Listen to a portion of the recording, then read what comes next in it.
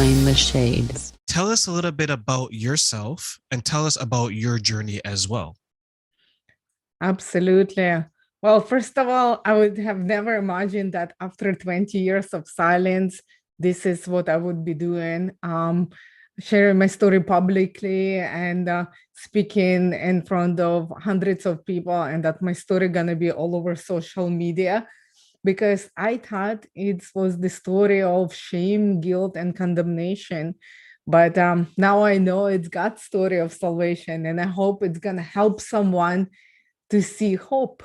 So I'm Lena Cebula. I was born and raised in Ukraine, and my parents struggled in their marriage, so they became an alcoholics and lost well-paid jobs.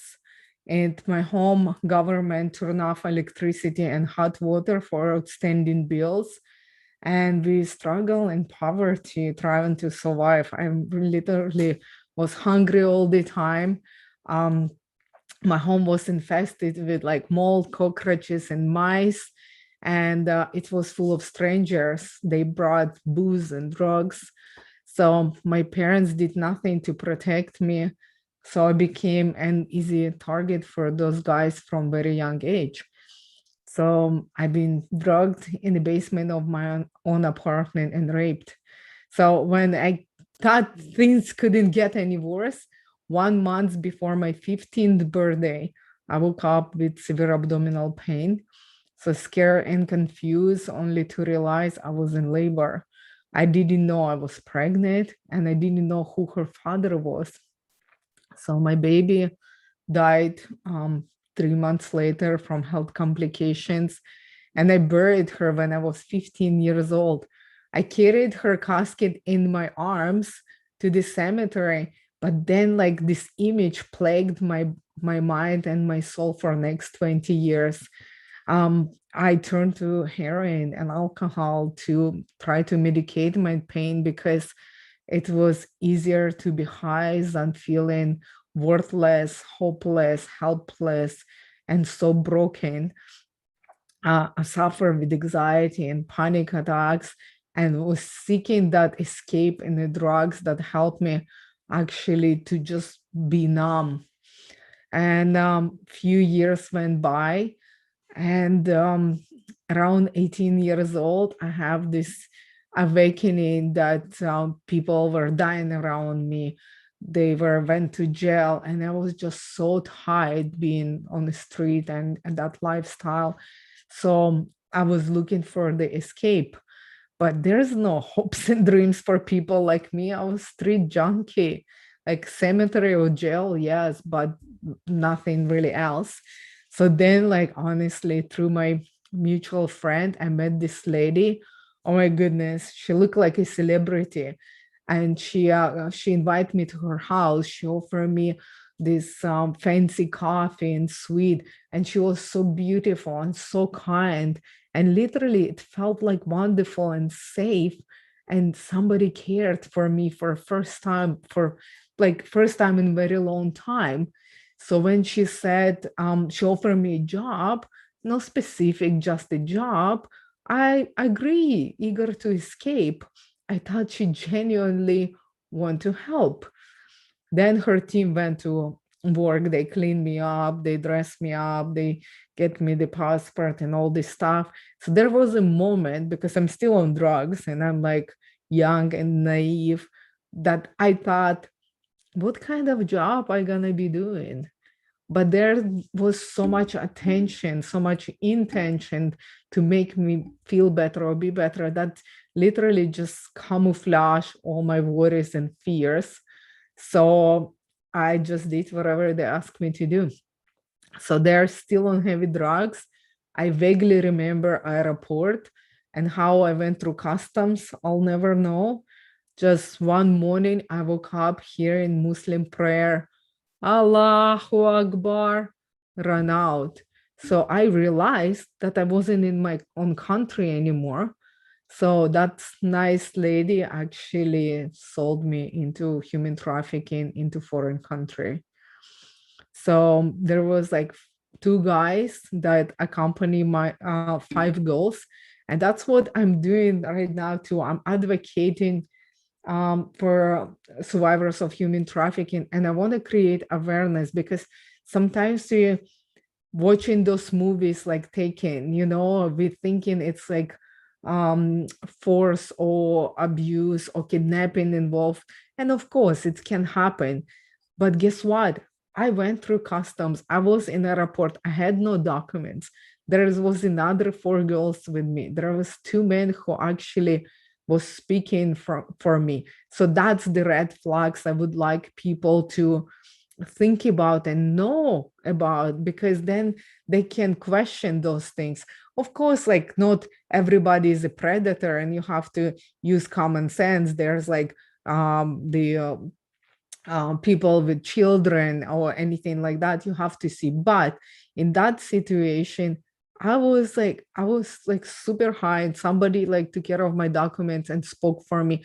So those signs you have to look for, because most of the predators and traffickers using and manipulating through fear or through any other psychological means. So you don't even see no signs of abuse or any kidnapping of force. So I just want to point that out.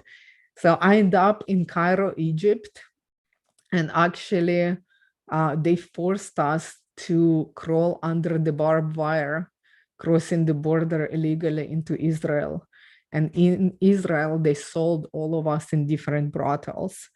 So I end up in Tel Aviv, but I actually realized that was very important what place you end up with, because the girls who came with me, they went missing, some die, or they it's just that one road and some people not coming back from. So although it was horrible situation and you guys thinking like, oh my gosh, she was sold, but you already heard my story. I was actually by default, I quit heroin and I didn't die from withdrawal. So I was clean from drugs. I was clean physically. I was dressed, I was fed and make some money. So all those human basic needs were met for me. So for me, it was a great, you know. But the coolest part that in the brothel, one of the bodyguard actually shared the good news of God's love with me. So um, and God answered the prayers for me. So that's what triggered me want to live that kind of lifestyle and be better. But it didn't happen like overnight. It was almost 2 years went by. And honestly, in most cases, you would never leave this situation alive. So I want to make sure that you guys know that my story, one of the miraculous one, well, unless you have been rescued, but by the grace of God, they allowed me to go home after almost 2 years. So I came home, and one of my bodyguards cheated me out of all of my possessions that I accumulate over 2 years. And my trustworthy aunt stole all my money that I was saving because I thought I gonna start a new life. So literally, I come back home with nothing, and I went straight up on heroin because I felt so betrayed. I had so much anxiety again and anger, and just was so overwhelmed that people who I trust, and like it's take me time to trust people, and they still um rob me this way. So I needed lots of drugs and I didn't have money. So I just ended up being right hand of the number one drug dealer in my city, because then I had unlimited amount of drugs and influence and money. But then I actually realized in couple years of that lifestyle that I'm gonna die. I just gonna have unlimited amount of drugs. I'm gonna end up in the cemetery. So second time, I actually sold myself into trafficking willingly, but they brought me to Canada. So in Canada, I realized I have a paper trail.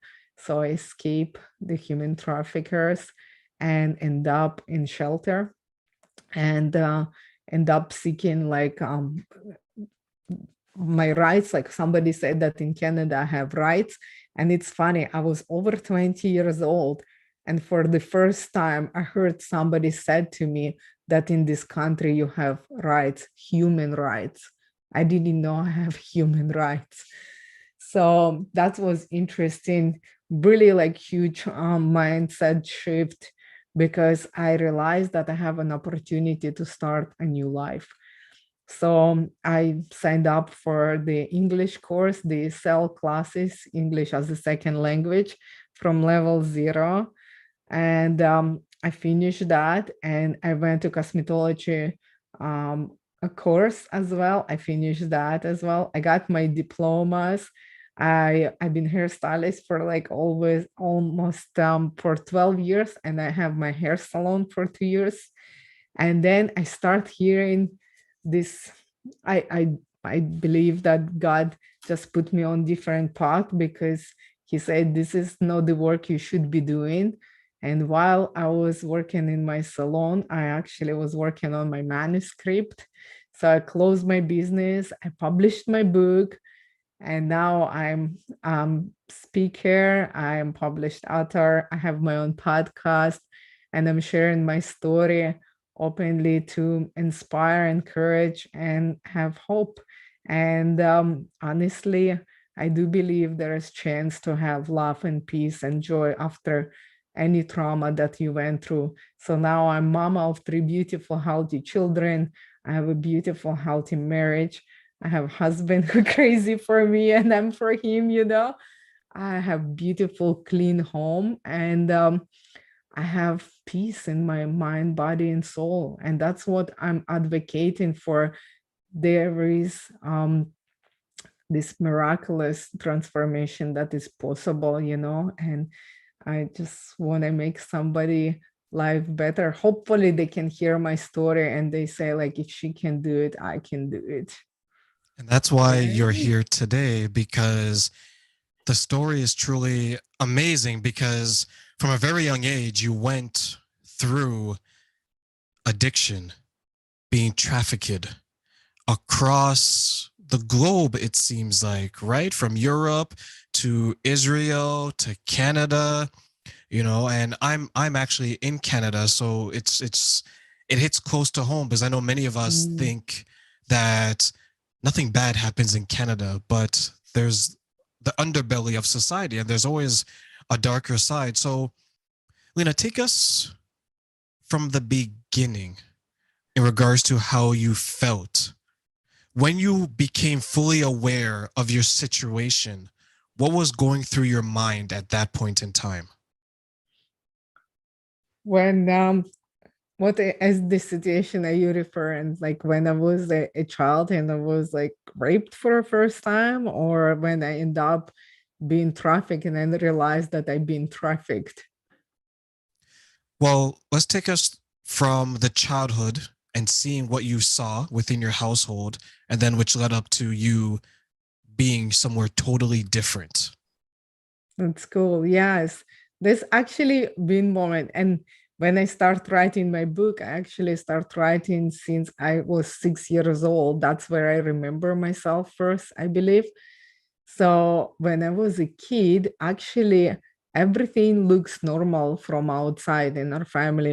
My parents had work and we have pretty normal upbringing and stuff, but they struggle and they married since beginning, you know, but they were hiding from the kids.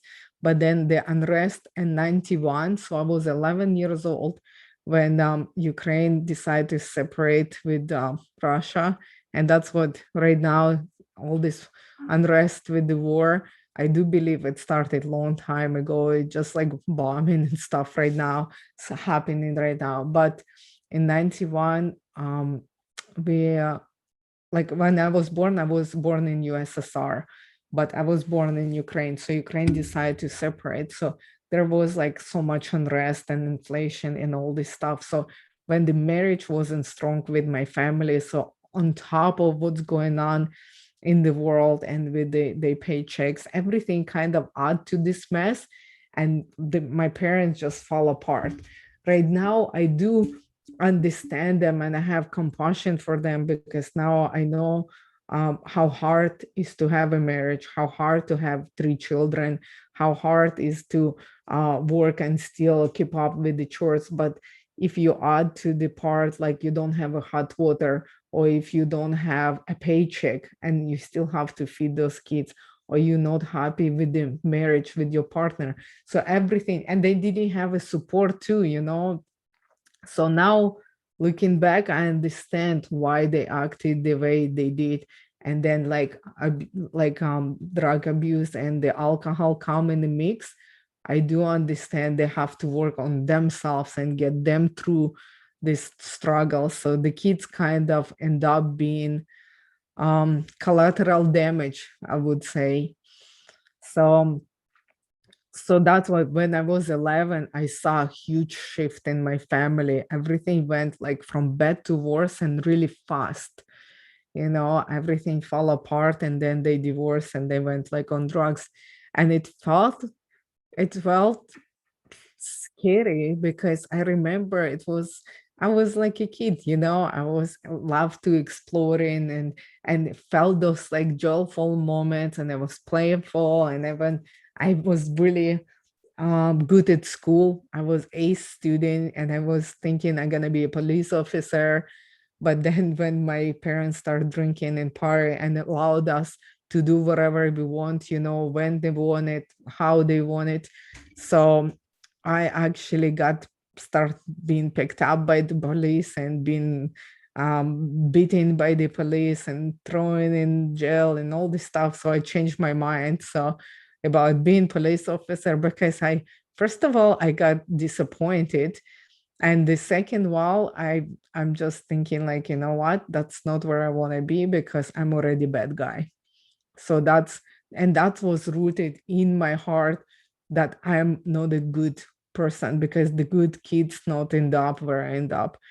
But then I look other families and I saw their parents doesn't do that. So how come like my parents don't feed us or dress us? And so I was going through that stuff.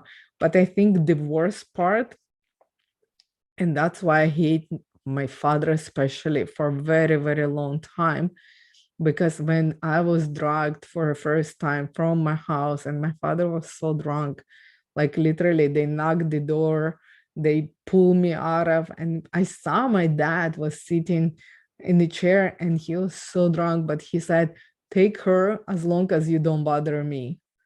And I honestly, it just killed me. I'm thinking, what kind of man are you?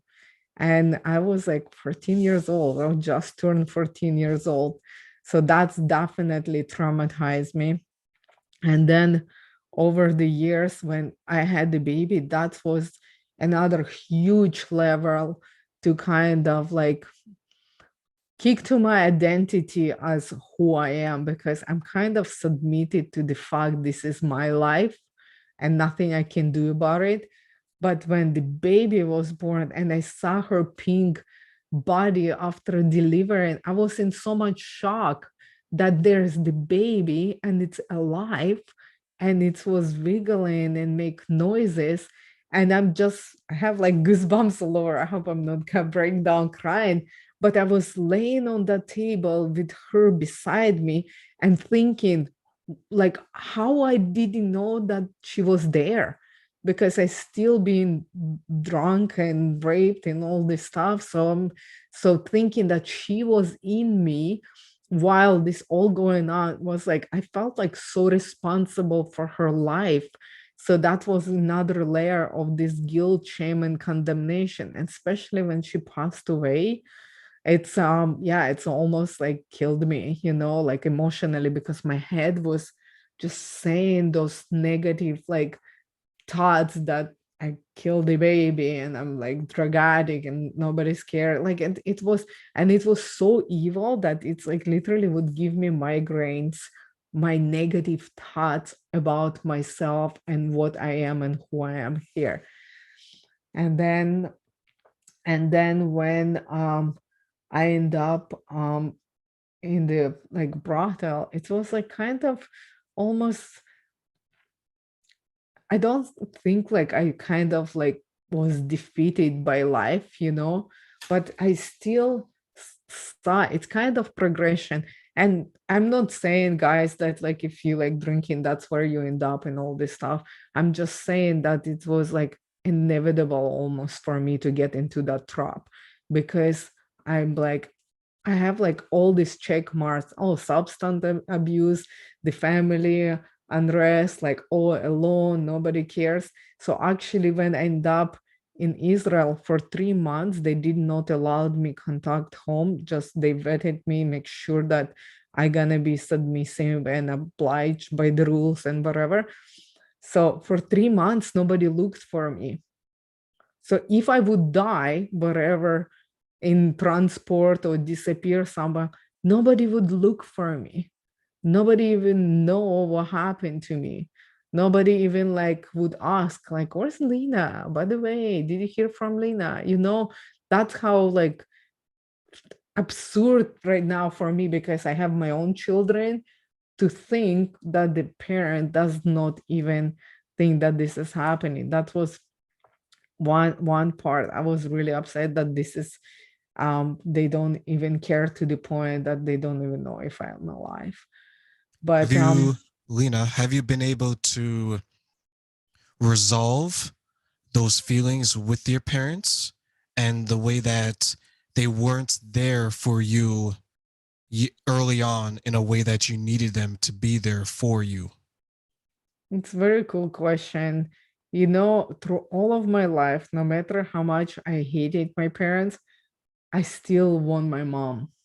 You know, I want her to um, almost like acknowledge that I exist or something. I don't know, like that I'm the child, and I crave those relationships, with my parents. But when this hate and this, like, honestly, the I don't know what word I'm looking for, that I don't know, it will come to me, but the hate, pretty much hate, the anger, like you get the picture. And it just settles in my heart. And actually, like, it drove me over the years. But I remember the times when I got clean, I was reaching out to her, and I never get like any kind of response, to build relationship. But I never reaching out with forgiveness. I knew that there was unresolved issues, and they were always um, kind of like underlined. But when I start writing my book and actually looking back from the new perspective, when I was healed and forgiven and loved, and I look back and I had completely different feelings about that. So I reached out and actually rebuilt the relationship with my dad, literally like almost like 6 or 7 months before he passed away. And I told him that I love him and I forgive him. And literally it started because I realized, if God loved me and forgive me, who am I not to forgive the people? The people who are hurting you, they are hurting, because like no people, happy, joyful people gonna do this to other people. So that's what I realized. So I built that with my father when he passed away, and it was kind of beautiful, like ending of his story. It was amazing. If you guys ever gonna read my book, it's all there. But with my mom, it was so much harder, because I do believe I put so much blame what happened on her. And lately, it's very interesting. Lately, I'm getting her. So when we got the Facebook and stuff, she tried to get friends with me on the Facebook. And I said to my husband, why she's reaching out now? I think I already submit to the fact that we never gonna have relationships. But now she's reaching out, and I didn't want her to be my friend on the Facebook. I'm like, no, I think I'm done. I cannot be hurt more by you. But my husband said, well, you say you forgive your parents, you should give chance, and your dad is you rebuild relationship because you were open and willing. So I said, okay, I will do it. So I got her, like, I befriended her, and sometimes she sent me these notes like, oh, I'm so proud of you. Oh, I love how your children look, or something. Or sometimes she says, I love you. And in the beginning, it was like bad tasting, this like, I'm like, you loving me now? Where were you? All these years. But now more and more, I'm kind of like open, and I take this without having any emotions. I don't have like per se love, but I don't have hate, and I don't have like any questioning and stuff. But there's another level to that too. I was thinking, so I was thinking why I don't give her the same grace that I give it to my dad. Because if I did, I probably could have rebuild relationship with her so much sooner and faster and better. But and that deep hurt already been resolved. So what I expected. And one time, like I heard God saying to me, do you expect her to apologize? And then I thought, through all this our communication that we're building now, not once she said, I'm sorry. So I thought, am I holding up to wait into that apology, to that acknowledgement that I've been hurt? What am I waiting? So, and then I heard God saying again, if she would stay on her knees and say sorry to you, would you forgive her? And I thought, like, I don't think so. So he said, so then move on and build that relationship without any expectation. So that was And huge breakthrough for me. I think that is half the battle because we want that apology. In many cases, we need that apology. But then when we're put in a situation to ask ourselves, if the person gives us that apology, will we move on? Is our life magically going to be so much better that's going to be like, okay, everything is done. I forgive you 10 years, 15 years of trauma, whatever. And in many cases, the answer is no. And this is not to say that an apology isn't a good thing, because it is. It's an acknowledgement of your pain and your suffering. But to hold on for as long as many of us will hold on to for that apology, it's sometimes not worth it, because you can say sorry in a way that doesn't involve words. They can do it through their actions. They can say, your children are beautiful. Lena, I'm proud of you. You make me smile. You've done everything that I wish, you've done everything for your children that I wish I could have done for you. You and your husband are a perfect example of what it is to be two beautifully yoked people, better than us. We are living through you. Our legacy is going to continue through you, continue through the children and everything else. You are better than what we were and better than what we are. And I think that type of mindset will always be better than an apology. So, Lena, now that you are, now that you've built your own family, right? And now that you have established the type of person you want to be, when you look back on what you went through, the addiction, the human trafficking, how do you continue forward with your family now, given the type of past and childhood that you had? Hmm. Well, actually, they are really impressed, how I turn my life around. And that's what my hope too, because honestly, what they see right now, so much more than the words or action or anything, they see this life. But very interesting that today I was sharing my story as a survivor too. And literally, I kid you not, I have like goosebumps thinking about the fact that it's right now, after I've been speaking already for a year openly. So first time I share my story, I cry for 5 hours, and then it's 3 hours, then 1 hour, then it starts getting easier and easier. So that's my advice to you guys too. If you have any trauma, do not hold on to it. You think nobody will understand, But if you find one person to share with, the person who you trust, they will understand and comfort. Or if you have to take action on that as well, there are gonna be people who will love on you and support you. Because literally today I share my story and I felt like I'm telling people about movie I saw. Literally, it had like, I have like goosebumps to think about the fact that I don't even see those gory pictures anymore. I don't have emotional attachment. And I'm not saying that I don't have trauma, guys. I'm still in therapy. I'm still in self development, counseling. I'm still in coaching. I'm learning how to deal with everything.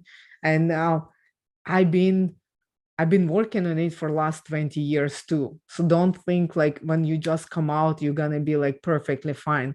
Some of this stuff I still gonna work for the rest of my life.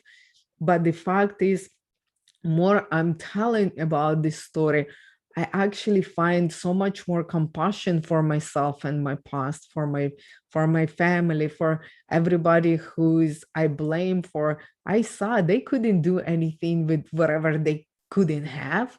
You know, how can I ask my mother for the attention if she's seeking the same? And she was pretty young girl too.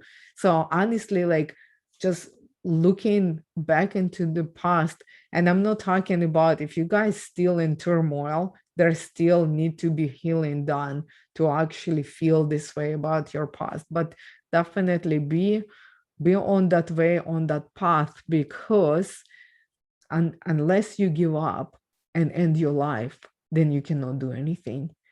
But if you're still in turmoil or just coming out, just know one day everything gonna change and everything gonna get better little by little. And maybe then your mess gonna become your message, the way it happened to me, because God does not waste anything. You know, you're gonna look and you're gonna understand this has happened because look, now I can support someone else with this broken heart and lead them. But for now, if you in turmoil, don't think about anyone else. Heal yourself, be there, because I didn't start speaking until I was so solid of who I am, where I'm going with my family, everything kind of like built into me first. And now I'm able to give it to the community without getting any harm or triggers or PTSDs hunting me down, you know? So I'm in the right place in the right time. So that's what I believe. Did you think when you're going through being human trafficked, when you're in the brothel, when you're going from Tel Aviv, you're going to Canada, when you're being positioned this way and distributed this way, was there a point when you're going through it that you thought that you would stand here today to speak your story and inspire others the way you are doing? Oh, honestly, I thought I'm gonna be dead million times over. I would never imagine I would be a mom. I would never imagine I'm gonna be Christian. I would never imagine that I'm gonna be a wife. I would never have imagined any of this life that I live right now. All I knew that I gonna end up in jail, cemetery, or like overdose. Like that was my way. And actually, somebody, I think like I was 25, somebody asked me, "What is your dreams?" For the first time, you know, we're asking our children, "What do you dream about? What do you want to be when you grow up? What is your aspiration?" I've been asked this when I was like 25 years old, and I'm thinking, dreams, what is dreams? What is the dreams? Because I didn't know I'm gonna leave. So to have this life and have this opportunity, it's amazing. But then even when I become wife and a mother, this imposter syndrome hunted me too. Who do you think you are to have healthy children after everything you've done? Who do you think you are to have a healthy marriage and husband who loves you? Who do you think you are? And all this stuff. It was so messy and hard. And I didn't speak about it for 20 years.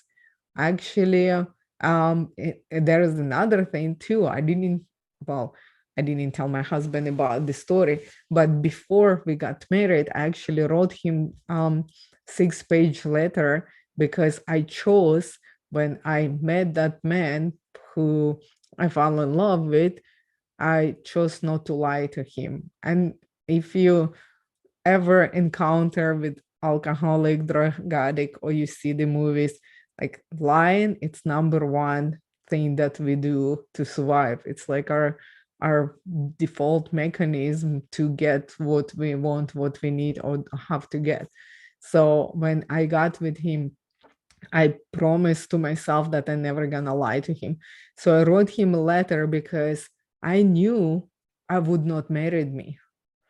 So I want him to have the choice. And in that moment, I knew that he can walk away and I have to let him go and be okay with that. But I took that step because I want to have trust in our marriage.